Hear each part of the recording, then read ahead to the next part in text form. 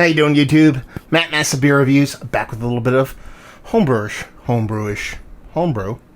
Is that even a thing? In the form of Time and Materials Brewing. It is their gnome. This is a Witbier with ginger. Let's see what's what. This beer comes courtesy of the boys at Time and Material. I have a glass right here. They sent this off with one other beer. I already posted that review actually today. So this one will most likely come up next week. A couple brewers up, I believe it's are they Massachusetts? I don't know if they actually have it on here, but they have the T&M beer on the old Instagrams. Two brewers trying to make it good, and yeah, I mean, kind of looks like a Witbier. Now, Witbier, you're talking about typically, you can get a little bit of bubble gum, decent amount of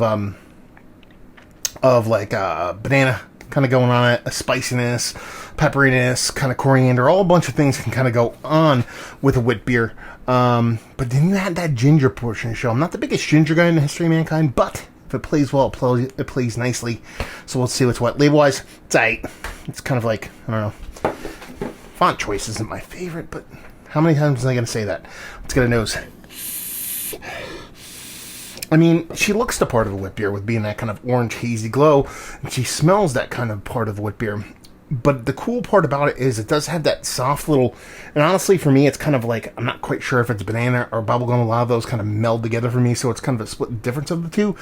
But then you add that ginger into the mix, and it's almost like a third component in the similar kind of range, if that makes sense. Almost like a little bit of a MSG on top of that little bit of banana bubblegum that kind of just makes it even a little bit more. It's not overpowering.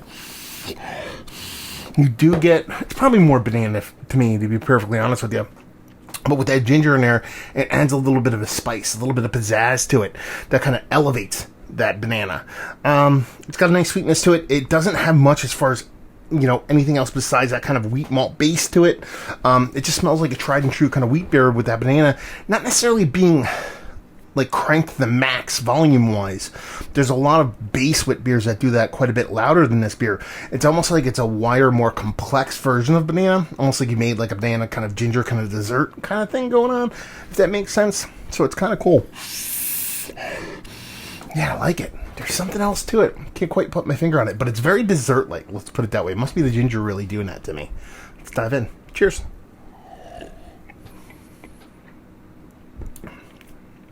Yeah, I mean, that really does follow through in the taste.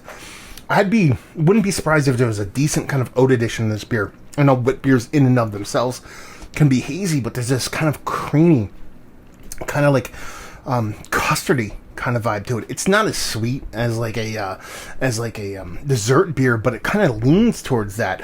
When you add that banana in there, you get that soft little kind of maybe like white pepper coriander kind of blendy thing on top of that soft little ginger thing. It reminds me very much of like if you ever had like a ginger ice cream or some kind of like a Japanese style ice cream. It gives me those kind of vibes going with it, which is pretty cool, to be perfectly honest with you. I didn't think it was going to go there, but it went in a really cool place. It kind of makes me go back and think about this good friend of mine. Her family opened up a sushi hibachi Japanese restaurant when I was in high school, and I remember going there, and it was just really cool flavor profile that just kind of cemented in my brain.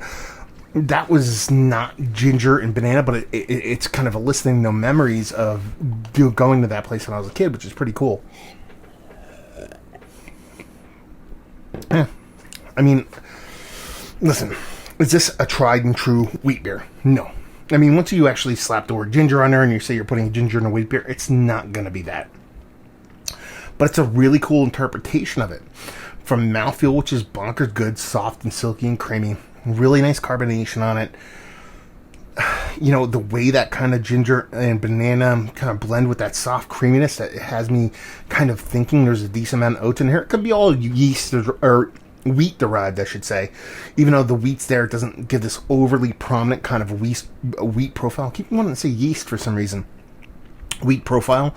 But it's nice, it's tasty, and it's probably one of the more unique takes on a wheat beer style. That is an accomplishment in and of itself. Now, a lot of people try to do kooky things with wheat beers, let alone elevate them to a different level, and I think that's what you want to do a lot of times when you're a homebrewer trying to make good, is take traditional styles and make them, lock them in, make them well. But then once you get to the point where you're comfortable with them, you kind of elevate them. Put a little twist on it, not necessarily for the sake of being different, but just to kind of put your own spin on it. And I think they do it, and they do it really well here, to be perfectly honest with you. Yeah, just a really tasty beer, and probably one of, if not one of the more fun wheat beers I've had in quite some time, because I love me wheat beer. They do me proper. I just did, Hank Shore, and I thought that was one of the better kind of wheat beers I've had in a while. Witbier, Witbier, whatever you want to call it, in the same vein.